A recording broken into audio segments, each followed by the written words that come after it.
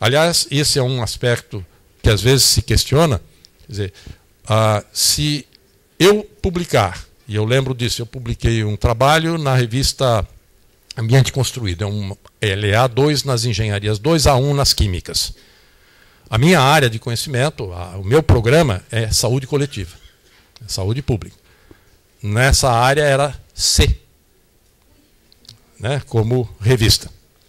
Então, uma grande discussão se colocou, porque vários começaram a colocar isso. Que coisa mais estranha é essa? Se você pegar um trabalho seu, do seu programa, e publicar numa revista disciplinar, você conseguiu introduzir o seu assunto lá dentro, deveria ser premiado. No momento, nós temos que rever. Veja, eu estou falando coisas que são normais da nossa comunidade. São coisas que levam a discussões. Hoje, nós ainda temos áreas que punem esse tipo de coisa. E só leva em consideração certas revistas, no caso dos periódicos, por exemplo. Mas isso é assunto apenas para termos uma ideia de como nós temos que avançar na própria interpretação de realmente estarmos conectados a eventos científicos em que nós não somos a primazia ali dentro. Mas a gente, às vezes, deve participar e ver e levar coisas para esse estudo. Como forma de conhecimento, abrir o enfrentamento teórico e metodológico. Então, veja, realmente o enfrentamento teórico e metodológico de problemas de pesquisa. Porque é nesse momento que nós vamos ver aonde está a fronteira do conhecimento disciplinar aí. Aonde ele está se sobrepondo ao outro conhecimento disciplinar e como é que eu vou fazer a apropriação adequada disso. Há que se buscar um diálogo mais estreito com as filosofias das ciências. Cada ciência, nós sabemos bem, tem uma filosofia própria, adequada àquilo. E temos a filosofia no contexto mais amplo. Como é que nós desenvolvemos os nossos estudos e as nossas pesquisas e às vezes não associamos a própria filosofia daquelas ciências que estão envolvidas nesse processo? Um programa de qualidade, seguramente, ele tem que buscar levar essa discussão sistematicamente, de tempos em tempos, ao grupo da sua área de atuação. De tal forma a se criar espaços de reflexão entre a filosofia e a ciência. E dentro dela, visando a criação da inovação teórica, sim, que nós temos, inclusive, possibilidades de inovação da ciência. E dentro dela, também metodológica, em pesquisas de caráter interdisciplinar. E identificação também dos tipos de contribuição da interdisciplinaridade, em termos de pesquisa empírica, muitas delas que vocês fazem, mas também temos que levar em consideração pesquisas de caráter metateórico. E dentro disso, rever valores em relação à ciência e tecnologia, mas de tal forma a que se olhe e haja uma atitude ética em relação às implicações dos avanços do conhecimento que nós estamos gerando. Sempre que um conhecimento é gerado, é importante que se discuta quais são as implicações éticas daquele conhecimento que está sendo gerado antes dele ser disponibilizado e externalizado. E inovar na organização do ensino da pós-graduação, de tal forma que a formação interdisciplinar leve a uma formação mais humanista dos alunos em relação à docência e à pesquisa. Ou seja, uma pós-graduação, ela forma pesquisadores, ela forma docentes, e ela forma pesquisadores e ela forma profissionais.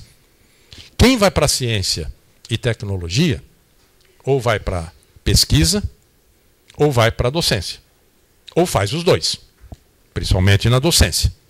No caso, a questão humanista do papel de um professor em relação aos seus alunos, a relação orientador-orientando, e principalmente o papel de um programa de pós-graduação na formação humanista dos seus graduados. Isso fará e faz uma diferença significativa nesse contexto. Para terminar, eu gostaria de fazer algumas considerações finais e vou fazer 3 perguntas aqui, não para vocês responderem agora, mas para vocês, eventualmente, desejando, refletirem sobre elas. A Primeira consideração é que interdisciplinaridade, portanto, é concepção de trabalho. É processo de produção de conhecimento. É método de realmente trabalhar um dado problema. É uma forma, portanto, de produção de conhecimento. E esta interdisciplinaridade vai gradualmente sendo incorporada às universidades, aos centros de pesquisa, de forma preponderante nos campos de conhecimento científico, nos campos do conhecimento tecnológico e principalmente nos campos da inovação. Essa é uma conclusão importantíssima. Portanto, não é área do conhecimento. É concepção de trabalho, é processo de produção de conhecimento, é método, que agrega o conjunto de outros métodos. A partir daí, eu faria então algumas perguntas. Questões-chave são 3 questões-chave que eu colocaria. Em que o conhecimento gerado por mestres, por doutores e por pesquisadores de programas interdisciplinares difere dos programas disciplinares? Essa reflexão é muito interessante fazermos até nas nossas pró-reitorias de pós-graduação, viu? De uma certa forma, nós verificamos em debates já promovidos na minha universidade, por exemplo, em que programas interdisciplinares têm revelado uma produção significativamente maior e mais articulada do que aquelas que existiam disciplinarmente antes. E isso num período de tempo que nós estamos falando aqui de cerca de 15 anos. Qual é a identidade dos programas de pós-graduação interdisciplinares? Isso é fundamental. Cada programa de pós-graduação deve ter a sua identidade. Como é que eu quero me tornar conhecido? Quando falarem do meu programa, como é que vão falar dele? Então, qual é essa identidade dos programas de pós-graduação agora interdisciplinares? Porque o foco, ele ainda terá que haver. Vocês têm aqui desenvolvimento rural, e é um programa interdisciplinar. Então, ele é um programa conhecido como um programa interdisciplinar e que ele tem um foco na questão do desenvolvimento rural. E como é que estas questões são contempladas pelo corpo docente agora? Na formação de mestres e doutores interdisciplinares. Não são poucos os programas que, às vezes, os alunos, nas reuniões de trabalho que são feitas com a gente, colocam tipo assim, pô, mas a gente pega, tem professor aqui que vem e dá a sua disciplina integralmente, não faz nenhuma conexão com o trabalho. Não estou falando do programa de vocês, estou falando em reuniões em várias partes do Brasil. Então, o que ocorre? Se um professor faz isso, eu, particularmente, sempre costumo dar a seguinte resposta. Os professores, eles foram criados disciplinarmente. Alguns já avançaram, já se tornaram mais modernos, já praticam a interdisciplinaridade, e, portanto, eles já colocam exemplificações e caracterizações de caráter interdisciplinar. Mas ainda temos alguns que ainda mantêm a sua tradição. E cabe ao aluno agora, é o corpo docente que está se formando, e é ele que vai fazer as conexões, e ele se tornará um pesquisador interdisciplinar. É claro que se todos os professores fossem desse jeito, não existiria um programa interdisciplinar. Estou falando em alguns casos que poderá ocorrer.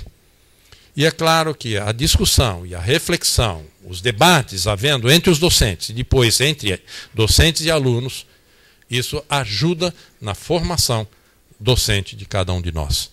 Particularmente, cada reunião de trabalho que nós temos na área interdisciplinar, eu digo a vocês que eu aprendo uma barbaridade, não estou fazendo média nenhuma. Aprendo barbaridade, porque interdisciplinarmente é uma riqueza plena o tempo inteiro, sempre tem coisa nova. Às vezes a gente vai nas nossas reuniões da ABS, por exemplo, é sempre a mesma coisa. Né? Saneamento, por exemplo, se falar abastecimento de água, é sempre a mesma coisa. Está avançando no conhecimento, mas sempre abastecimento de água, abastecimento de água. Agora, na hora que entrou a gestão ambiental, opa, já mudou. É abastecimento de água, a gestão ambiental dos mananciais para fornecer a qualidade e a quantidade da água que é para esse negócio. E como é que isso vai ser feito? Então, coloco outros elementos no processo. Tudo é rico. Veja, tudo é rico, eu não estou dizendo que um é melhor ou mais importante do que o outro. Mas seguramente a questão interdisciplinar ela sempre nos provoca mais, porque ela traz diferentes pontos de vista e diferentes vistas de um ponto. E aí, termino a minha fala com vocês, colocando que avanço da ciência e tecnologia seria capaz de colocar o homem, ser humano, a natureza, o ambiente, a ecologia e o planeta como pontos de partida. E também como fazer que isso seja também colocado como pontos de chegada. Para começar, e eu não estou falando aqui ambientalmente, estamos falando aqui para qualquer área do conhecimento. Ser humano, a natureza, ela é que fornece medicamentos, ela é que fornece comida, ela que fornece todas as condições da vida humana. Como é que o ambiente em que vivemos, como é que a ecologia pode e deve ser apropriada, que às vezes nós esquecemos do comportamento ecológico, dos ecossistemas, que deixam de ser aplicados nas nossas próprias atividades comuns, e ao deixar de ser praticado, nós estamos criando problemas. O exemplo típico, inclusive, é esse. Não, agora pode desmatar à vontade. Pode acabar com as matas ciliares. Né? Não há necessidade disso. Nós precisamos de comida. Né? Falácia tremenda. Então, esses aspectos mostram, né, que a ecologia tem coisas importantes a nos dizer e que nós podemos usar o tempo todo. E de que maneira o planeta se coloca nesse contexto. Então, pessoal, que avanço da ciência e tecnologia será capaz de colocar homem, natureza, ambiente, ecologia e planeta como os pontos de partida dos nossos estudos e que também sejam colocados no ponto de chegada. Obrigado pela atenção de vocês e, mais uma vez, obrigado pelo convite e estar aqui com vocês. Obrigado.